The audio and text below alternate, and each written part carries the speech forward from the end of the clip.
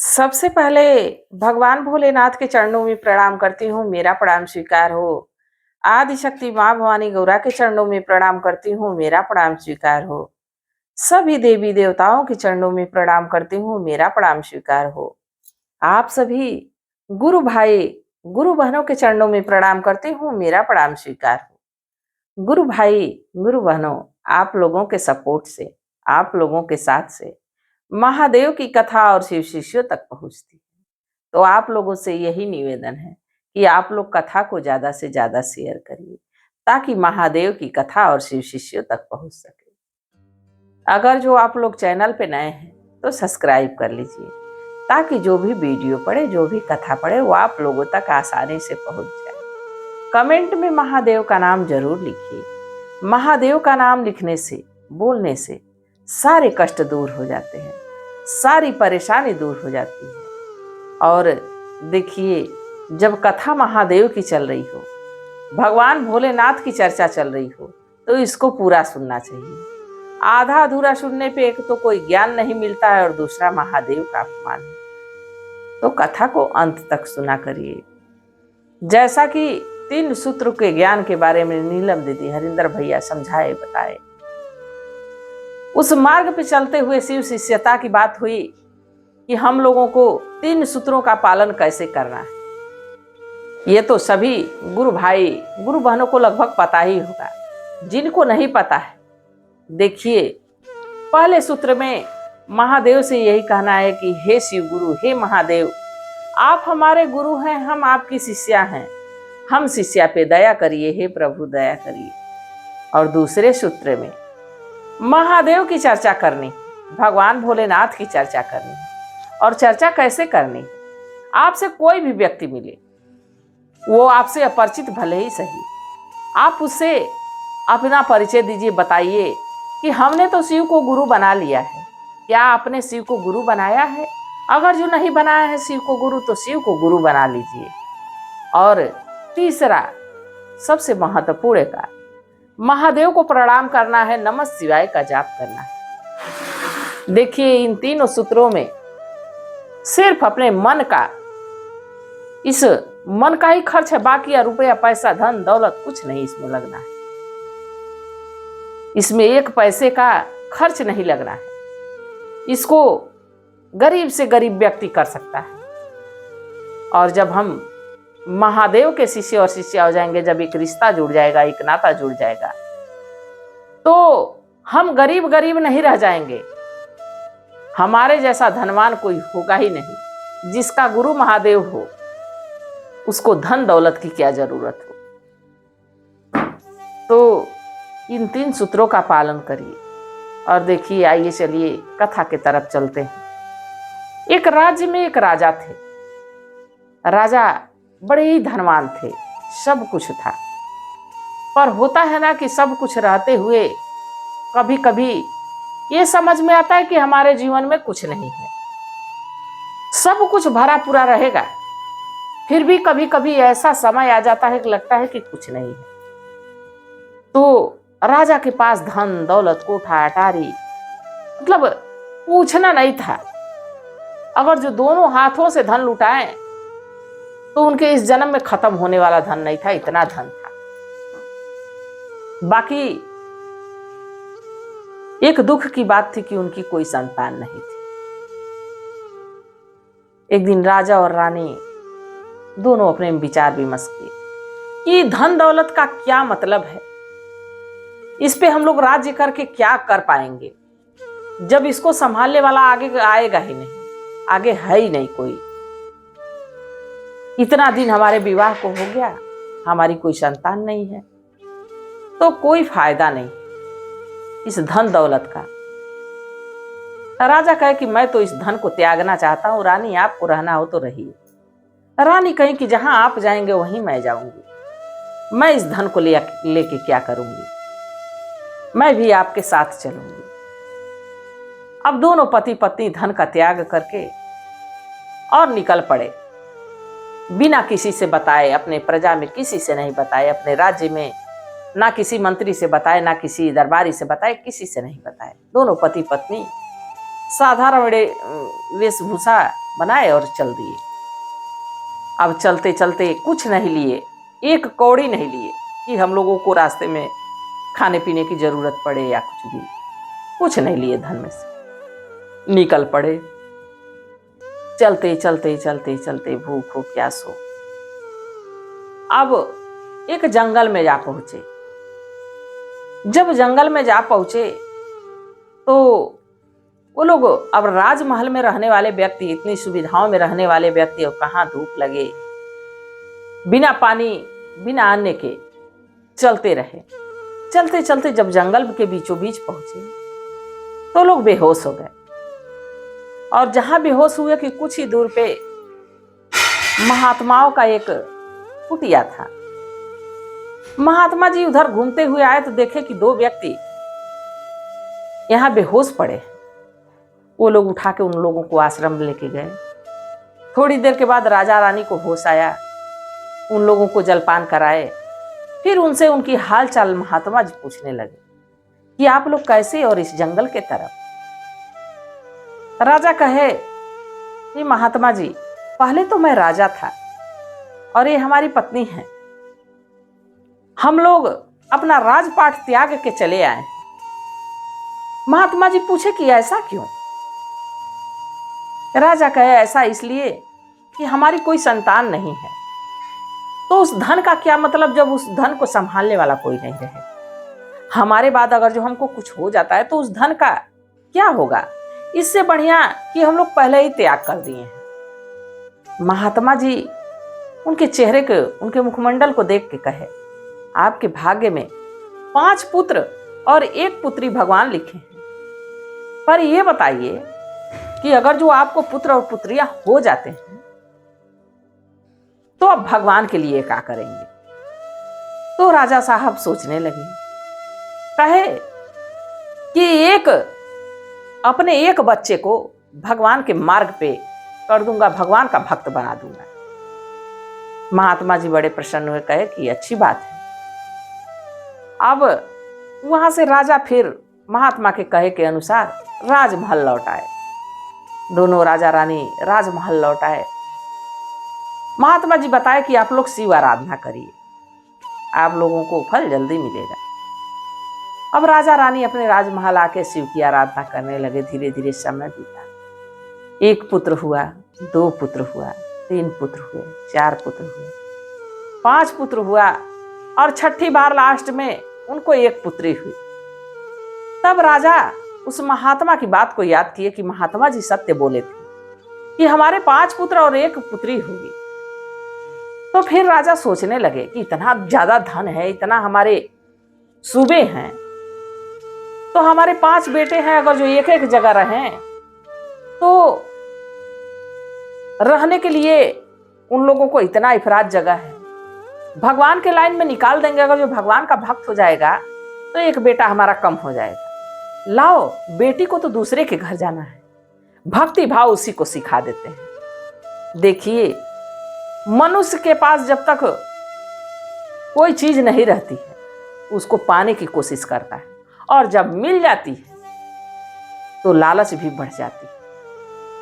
अब 5 बेटों में से भी तो किसी को भक्त बना सकते थे, किसी को शिव शिष्य बना सकते थे। नहीं, अपने बेटे को धर्म का कार्य कोई नहीं सिखाया। वही बेटी को अब धीरे धीरे धीरे धीरे बेटी बड़ी होने लगी। उसको पूजा पाठ करना, महादेव की नमः शिवाय का जाप करना, सब उसको धीरे धीरे बताने लगी। बिटिया बड़ी होती गई, महादेव के चरणों में उसकी नींव लगती चली गई। वो महादेव को अपना सब कुछ समझने लगी। धीरे धीरे समय बीता। राजा कहे कि मैं इसकी परीक्षा लेना चाहता हूं। आखिर जब इसको मैं भगवान का भक्त बना दी हूं, साध्वी की तरह जीवन जी रही है, शादी विवाह इसका करना जरूरी ही। अगर जो मैं किसी के घर शादी करता हूं तो इसको तो और कोई कार्य सिखाया नहीं, बस पूजा करना पूजा करना पूजा करना। ये अगर जो किसी राज्य में जाती है, किसी राज्य के राजा से विवाह इसका होता है तो रोज एक तो उल्हन आएगा, और दूसरा वहां से हो सकता है लोग भगा दें कि इसको कोई गुण नहीं आता है।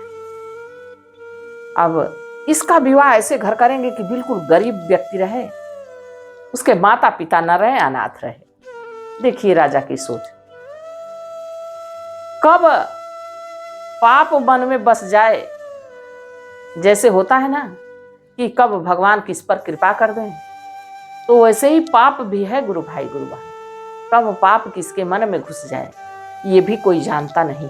अब राजा के मन में देखिए कितना बड़ा पाप घुसा कि अपने ही बेटी को अनाथ खोजने लगे। खोजते खोजते एक राज्य में उनको एक अनाथ लड़का मिला, जिसके माता पिता ही नहीं थे इस दुनिया में। वो छोटे पर से अनाथ था और धीरे धीरे गांव वालों की मदद से बड़ा हो गया था। राजा अब उसी लड़के से अपनी बेटी का विवाह कर दिए। जब उनकी बेटी वहां पहुंची अपने ससुराल, तो एक छोटी सी झोपड़ी, उसमें बस उसका पति। तो महादेव से कही कि हे महादेव, हमारी भाग्य में क्या यही घर भर था कि सीधे महल से निकलो और सीधे झोपड़ी में पहुंच जाओ। चलिए महादेव, जब आप कैलाश पर्वत पे बिन झोपड़ी के रहते हैं, तो हमको तो कम से कम झोपड़ी नसीब दी मिल गई, हम इसी में खुश हैं। और उसका पति बड़ा सुंदर था, मेहनत मजदूरी करता था, बाकी वो भगवान को नहीं मानता था। धीरे धीरे समय बीतता रहा और ये जो लड़की थी राजा की, ये बड़ी भगवान की पूजा पाठ ध्यान करने वाली लड़की थी। दिन भर कभी भगवान को नहलाना धुलाना, पूजा पाठ भोग लगाना, भगवान को भजन सुनाना, नमः शिवाय का जाप करना, मतलब दिन भर कुछ ना कुछ करती रहती थी। अब उतना ही उसका पति देख के उसको चिढ़ता था कि जब देखो तब भगवान की सेवा में लगी रहती, इसको तो इसके सिवा कुछ आता नहीं। एक दिन भोजन पाने में विलंब हो गया, लिया डंडे डंडे डंडे डंडे डंडे अपनी पत्नी को खूब मारा। जब मारा तो उसकी पत्नी कही कि स्वामी हमको क्यों मार रहे हैं? तो कहा कि बस तुम भगवान की सेवा करती हो, ये नहीं जानती हो कि हमारा पति जा रहा है काम काज पे, तो उसको समय से भोजन दे दें। तो कही अभी मैं बना देती हूँ। कहा मैं घर छोड़ के जा रहा हूं, तुम जानो तुम्हारा काम जाने, तुम खाओ भोजन। निकल गया यही बात कहती। अब बेचारी महादेव से लगी दया मांगने की, हे प्रभु हमारे पति को सद्बुद्धि दीजिए, ज्ञान दीजिए, हम तो निर्धन हैं ही हैं, बाकी हमारी श्रद्धा आप पे है, इसको टूटने मत दीजिएगा, हमारे पति को ज्ञान दीजिए, बुद्धि दीजिए। अब दया लगी मांगने, उधर उसका पति चला गया। चलते चलते गुस्से में एक जंगल में जा पहुंचा। जब जंगल में गया तो उसको एक साधु बाबा मिले। साधु बाबा उस लड़के को देख के कहे कि बेटा कहाँ जा रहे हो? कहा कि आपको दिखाई नहीं दे रहा है, मैं कोई काम काज करने जा रहा हूं। साधु बाबा कहे कि मेरा एक काम कर दो, उसके बदले में मैं तुमको कुछ पैसे दे दूंगा। तो कहा चलो काम ढूंढने ही जा रहा था, अगर जो साधु जी कह रहे हैं तो इन्हीं का काम कर देता हूं। तो कहा कि क्या करना है साधु बाबा? तो कहे बेटा ये बेलपत्र देख रहे हो, इसमें से हमको 1001 बेलपत्र तोड़ के दे दो, इसके बदले में मैं तुमको रुपए दे दूंगा। अब वो लगा बेलपत्र, बड़ा मन से तोड़ा, तोड़ते तोड़ते अब गांज लगा दिया बेलपत्र का। गांज लगा दिया, जब नीचे उतरा तो साधु जी है नहीं। कहा देखो व्यर्थ का मेरा समय बर्बाद किया, सारा बेलपत्र तोड़वाया आपने, गायब। अब क्या किया, गुस्से में उस बेलपत्र को उठा के गड्ढे में फेंकने लगा।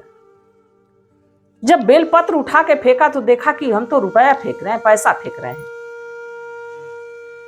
अब अपनी गमछी बिछाया और पूरा पैसा उसी में, वो बेलपत्र नहीं वो रुपया हो गया था। अब उसको उसी गमछी में बांधा, घर लेके आया। कहा भाग्यवान तुम्हारे महादेव ऐसे हमको धन देंगे, हमको पता नहीं था, हमें क्षमा कर दो, आज तुम्हारे महादेव की कृपा हम पे हो गई। तो सोची कि लग रहा है कि हमारे पति हमको मार के गए हैं, तो इसलिए ऐसा व्यवहार आके हमको फुसला रहे हैं। कही चलिए ठीक है, भोजन बनाई पा लीजिए। कहे नहीं है, पहले बाद में भोजन करना। बोले देखो तो तुम्हारे महादेव हमको दिए क्या है। जब देखे गमछी खोला तो रुपया ही रुपया। अब दोनों पति पत्नी बड़ा प्रसन्न उसी से अपना घर द्वार बनाए, बिजनेस शुरू किया। अब धीरे धीरे धीरे धीरे धीरे धीरे राजाओं से भी बड़े संपन्न हो गए।